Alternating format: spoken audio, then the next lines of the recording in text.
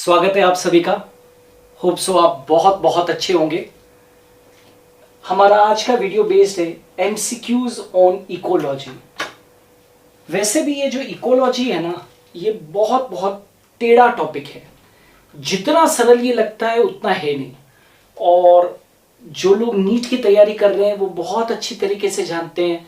आप लोगों ने प्रीवियस ईयर के पेपर्स देखे होंगे कि इकोलॉजी से जो क्वेश्चंस आते हैं आप उनको एक्सपेक्ट नहीं कर सकते हो। बहुत अलग तरीके के आते हैं। कभी कभी बिल्कुल सिंपलेस्ट क्वेश्चन आ जाता है और उसके बारे में जानकारी नहीं होती है और अपने गलत कर बैठते हैं, है ना। बहुत सिंपल क्वेश्चंस आते हैं लेकिन बहुत अंदर घुसे हुए क्वेश्चंस आते हैं। समझ में आ रहा है? तो इसलिए आपकी इकोलॉजी की प्रिपरेशन बहुत अच्छी होनी चाहिए। इकोलॉजी के ऊपर लगातार क्वेश्चन पूछे जाते हैं। Molecular biology, cell biology, right, sexual reproduction in flowering plants, genetics, इन सब के ऊपर भरपूर क्वेश्चन पूछे जाते हैं। और इकोलॉजी तो उसमें बहुत बहुत विशिष्ट है। ठीक है, मैं एमसीक्यूज तो अभी बना ही रहा हूँ इकोलॉजी के ऊपर, लेकिन कमेंट सेक्शन के अंदर लगातार कमेंट्स आ रहे हैं कि सर आप इकोलॉजी के ऊपर वीडियोस बनाओ। तो यस, प्रॉमिस, बहुत जल्दी इकोलॉजी के ऊपर हम वीडियोस लेकर आएंगे, इंग्लिश मीडियम में भी और हिंदी मीडियम के अंदर भी। क्लियर? हम बहुत जल्दी लेकर आएंगे। वादा तो नहीं कर सकता हूं कि कब लेकर आऊंगा, लेकिन हाँ, बहुत जल्दी इकोलॉजी की हम लोग सीरीज शुरू करेंगे। क्लियर? सो आज का वीडियो शुरू करते हैं। पहला क्वेश्चन है, that is phytotron is a device by which. Phytotron एक डिवाइस है और इस डिवाइस का उपयोग कहां करते हैं वो देखिए। Phytotron is a device by which, क्या इलेक्ट्रॉन्स को बम्बार्ड किया जाता है? क्या प्रोटॉन्स की विमुक्ति की जाती है? Is the liberation of the proton done by this device phytotron? पादपों को नियंत्रित वातावरण में उगाया जाता है। फाइटोट्रॉन एक ऐसी डिवाइस है जिसके द्वारा फाइटोट्रॉन को एक कंट्रोल्ड एनवायरनमेंट में ग्रो किया जाता है, या पादपों में उत्परिवर्तन उत्पन्न किए जाते हैं। म्यूटेशंस आर जनरेटेड और प्रोड्यूस्ड इन प्लांट्स। तो याद रखना, बड़ा सिंपल सा क्वेश्चन है कि फाइटोट्रॉन एक ऐसी डिवाइस है, याद रखना, फाइटोट्रॉन एक ऐसी डिवाइस है जिसके द्वारा हम पादपों को एक नियंत्रित वातावरण में उगाते हैं। Right? Phytotron is a device by which we can grow the plants in controlled environment. ठीक है, तो क्वेश्चन नंबर 1 का जो आंसर है वो क्या होना चाहिए? That is C. Question number 1 का आंसर क्या है भाई? सी है। क्वेश्चन नंबर 2, लाइकेंस का उपयोग किया जा सकता है। लाइकेंस तो आप जानते हो सभी लोग, राइट? नहीं भी जानते हो तो वीडियो देख सकते हो। लाइकेंस के ऊपर मैंने शायद वीडियो बना रखा है, उसको जरूर देखिए। लाइकेंस का उपयोग किया जाता है जल व वायु प्रदूषण के लिए जैव सूचक, means it is acting as that is bio indicator for water and air pollution. Initial vegetation for, lichens का उपयोग किया जा सकता है initial vegetation for wasteland, wasteland के लिए प्रारंभिक वनस्पति के तौर पर इसका उपयोग किया जाता है। भोजन का ये स्रोत है, it is a source of the food, या वायु प्रदूषण को चेक करता है, यानी कि एयर पोल्यूशन को चेक करता है। तो याद रखना, जब जब हम लाइकेंस पढ़ाते हैं तो लाइकेंस के लिए कहते हैं कि they are the indicators of pollution. विशेष तौर से ये SO2 पोल्यूशन के इंडिकेटर्स होते हैं। ऐसा पाया गया है कि जहाँ पर SO2 का पोल्यूशन है, विशेष तौर से SO2, और भी ये सूचक होते हैं, जल प्रदूषण के भी सूचक होते हैं, लेकिन आम तौर के ऊपर ये देखा गया है कि जहाँ पर SO2 का पोल्यूशन है वहाँ पर कभी भी लाइकेंस दिखाई नहीं देंगे। ये सबसे बड़ा इंडिकेशन है।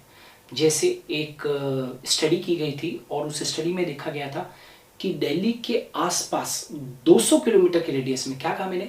दिल्ली के आसपास 200 किलोमीटर के रेडियस के अंदर लाइकेंस नहीं मिले।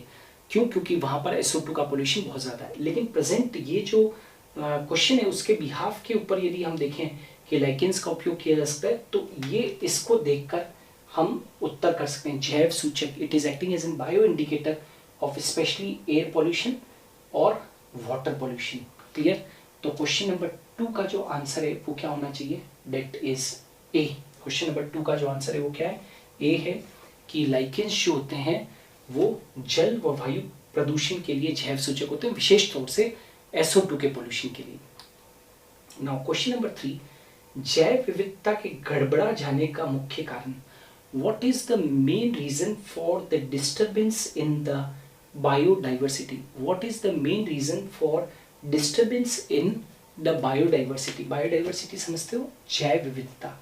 क्वेश्चन ये पूछ रहा है कि जैव विविधता के गड़बड़ा जाने का मुख्य कारण क्या है? जैव विविधता के गड़बड़ा जाने का मुख्य कारण क्या ग्रीन हाउस इफेक्ट के कारण जैव विविधता गड़बड़ा गई है?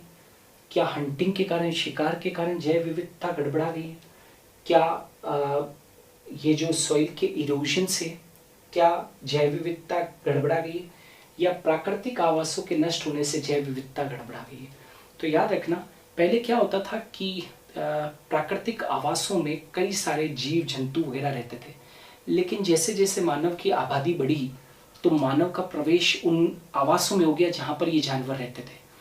तो उनके जो प्राकृतिक आवास थे, जीवों के जो प्राकृतिक आवास थे, वो नष्ट हो गए, और उन जीवों के प्राकृतिक आवासों के नष्ट हो जाने से पूरी की पूरी जो जैव विविधता है, बायोडाइवर्सिटी है, वो क्या हो गई, गड़बड़ा गई है। तो सबसे बेस्ट ऑप्शन जो मुझे लगता है कि जैव विविधता के गड़बड़ा जाने का मुख्य कारण क्या है, तो प्राकृतिक आवासों का नष्ट होना, प्राकृतिक आवासों का नष्ट होना। क्लियर? सो क्वेश्चन नंबर 3 का जो आंसर है वो है डी। Is it clear? कोई कंफ्यूजन? चलिए नेक्स्ट अगला क्वेश्चन आ जाते हैं, और वो है कि भोपाल गैस त्रासदी का संबंध है। देखिए, ये जो भोपाल गैस त्रासदी है इसको कोई भूल नहीं सकता है। आप सब जानते हैं कि भोपाल में हुई थी ये भोपाल गैस त्रासदी, और ये जो भोपाल गैस त्रासदी है, प्रश्न ये है कि इसमें क्या गैस लीक हुई थी? क्या भोपाल गैस त्रासदी के अंदर मीथेन लीकेज हुई थी? क्या कार्बन मोनोऑक्साइड रिलीज हुई थी? क्या मिथाइल आइसोसाइनेट MiC मुक्त हुई थी? या SO2 निकली थी? तो हम सब जानते हैं कि भोपाल गैस त्रासदी का संबंध जिस गैस से है वो कौन सी है? Methyl isocyanate, methyl isocyanate. Question number 4 का जो आंसर है वो है सी। भोपाल गैस त्रासदी का सीधा सीधा संबंध जो है वो किससे था? That is methyl isocyanate MiC से था। Clear? Question number 5, green house प्रभाव है, green house effect is, green house प्रभाव है, ग्रीन हाउस इफेक्ट है घर के बाहर बगीचा लगाना। बड़ा फनी सा ऑप्शन है। ग्लोबल कूलिंग, ग्लोबल वार्मिंग तो सुनिए, ग्लोबल कूलिंग नहीं सुनिए, राइट? ग्लोबल वार्मिंग कॉमन है, और green house, green colour house. Green house का आपको क्या लगता है, क्या प्रभाव है? तो हम सब जानते हैं, क्लास 10th से हम लोग पढ़ रहे हैं, और ग्रीन हाउस के ऊपर लगातार मैंने देखा है नीट के अंदर क्वेश्चन पूछा जाता है, चाहे तो गैसों के ऊपर पूछ ले, या उनके परसेंटेज के ऊपर पूछ ले, या ग्रीन हाउस के इफेक्ट के ऊपर पूछ ले। छोटा सा प्रश्न है, 10th क्लास से पढ़ रहे हो, लेकिन बहुत बहुत महत्वपूर्ण है। ग्रीन हाउस का इफेक्ट जो है वो सीधा सीधा संबंध ग्रीन हाउस इफेक्ट का किससे है भाई? ग्लोबल वार्मिंग से है। आप सब जानते हैं ग्रीन हाउस इफेक्ट या ग्रीन हाउस गैसेस के कारण ग्लोबल वार्मिंग होती है। क्वेश्चन नंबर 5 का जो आंसर है वो है C. Clear? Now which one of the following pairs of gases are the major cause of green house effect? मतलब यहाँ पर नीचे ऑप्शंस के अंदर आपको कुछ गैसों के जोड़े दिए गए हैं। जैसे पहला जोड़ा है CO2 एंड O3 यानी कि ozone, CO2 and carbon monoxide, CFC chlorofluorocarbon व SO2, और फोर्थ ऑप्शन है CO2 व N2। तो आपको ये बताना है which of the following pairs of the gases are the major causes of green house effect. मतलब इनमें से वो कौन सा पेयर सटीक है जो कि ग्रीन हाउस इफेक्ट के लिए जिम्मेदार है? तो CO2 एंड O3। CO2 तो होती है लेकिन O3 नहीं होती है। CO2 and CO, green house effect में मैं CO कभी भी नहीं पढ़ाता हूँ। CFC and SO2, chlorofluorocarbon and SO2, या कार्बन डाइऑक्साइड एंड N2। तो याद रखना ये वाला कॉम्बिनेशन सबसे बेस्ट कॉम्बिनेशन है। ऑलवेज रिमेंबर क्वेश्चन नंबर 6 का जो आंसर है कि वह जोड़ा, गैसों का वह जोड़ा जो ग्रीन हाउस इफेक्ट के लिए जिम्मेदार है वो है that is CO2 and N2। Question number 6 का आंसर है डी। ठीक है, अब आगे आ जाते हैं निम्न में से भारत में सबसे अधिक आनुवंशिक विविधता कौन दर्शाता है? आप यदि एनसीईआरटी को पढ़ोगे तो उसके अंदर एक सेक्शन दे रखा है चावल का, राइस का, और ये बता रखा है कि एशिया के अंदर और विशेष तौर से भारत के अंदर इस राइस की कितनी वैरायटीज, लाखों वैरायटीज पाई जाती है। इसका डॉक्यूमेंटेशन जो है वो आदिम काल से शो कर रखा है, ग्रंथों के अंदर शो कर रखा है चावल के बारे में, कि कई सारी यहाँ की लोकल वैरायटीज किसानों ने पैदा की है। ठीक है, तो निम्न में से भारत में सबसे अधिक आनुवंशिक विविधता कौन दर्शाता है? तो आनुवंशिक विविधता दर्शाने वाला कौन है? चावल है। ठीक है ना, अकेले बासमती की कई सारी जातियां जो है वो भारत के अंदर पाई जाती है, और बासमती का जो फ्लेवर है राइस का वो वर्ल्ड ओवर विख्यात है ना। जो ओरिजिनल बासमती चावल होता है ना वो इतना लंबा होता है, कितना, आप लोगों ने अपने घरों के अंदर अच्छा से अच्छा चावल लेके आ जाइए, वो इतना लंबा होगा, इतना लंबा होगा। जो रियल बासमती की जो बेहतरीन वेराइटीज है उसकी साइज ये होती है, इतना लंबा उसका चावल बनने के बाद में दाना होता है, इतना लंबा।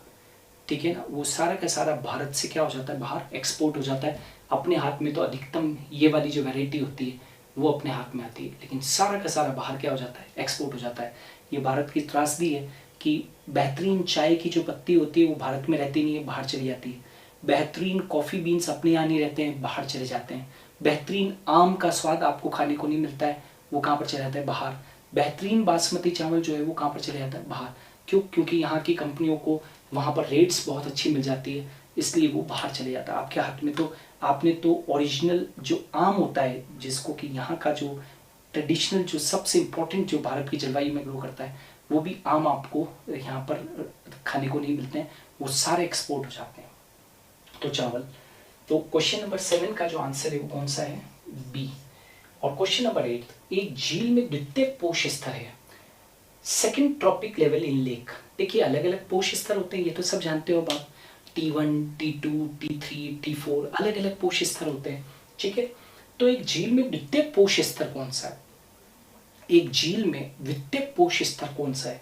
तो फाइटोप्लैंक्टन होते हैं, जूप्लैंक्टन होते हैं, बेंथोस होते हैं, फिशेज होते हैं। याद रखना, एक झील के अंदर जो द्वितीय पोष स्तर के ऊपर आते हैं वो क्या है, सिंपल सा है, जूप्लैंक्टन्स। प्रथम पोष स्तर के ऊपर तो कौन आते हैं, फाइटोप्लैंक्टन्स, और उसके बाद में सेकंड ट्रॉपिक लेवल के ऊपर जो आते हैं वो कौन से आते हैं, जूप्लैंक्टन। क्वेश्चन नंबर 8 का जो आंसर है वो कौन सा है, डेट इज बी। क्लियर? सो ये थे 8 प्रश्न जो आज हम लोगों ने डिस्कस किए इकोलॉजी के ऊपर, है ना, और इनके आंसर की यहाँ पर मेंशन है, इनको ज़रूर एक बार प्रैक्टिस कीजिए। और हाँ, नीट एग्ज़ाम्स बहुत जल्दी पास में आ रहे हैं, तो कई सारे बच्चों के कमेंट आ रहे हैं कि क्योंकि नीट एग्ज़ाम लगातार बार बार खिसकता जा रहा है तो कई बच्चे डिप्रेशन के अंदर आ गए, है ना। तो बच्चों, मेरी आप लोगों से रिक्वेस्ट है कि नीट एग्ज़ाम होगा ज़रूर, चाहे अभी ना हो, पोस्टपोन हो जाए, जो भी कुछ होगा, है ना। वैसे प्रोबेबली इस बार होगा, इस बार पोस्टपोन नहीं होगा, लेकिन फिर भी यदि कभी पोस्टपोन हो भी जाता है तो घबराना नहीं है, अपने पेशेंस को मेंटेन करके रखना है।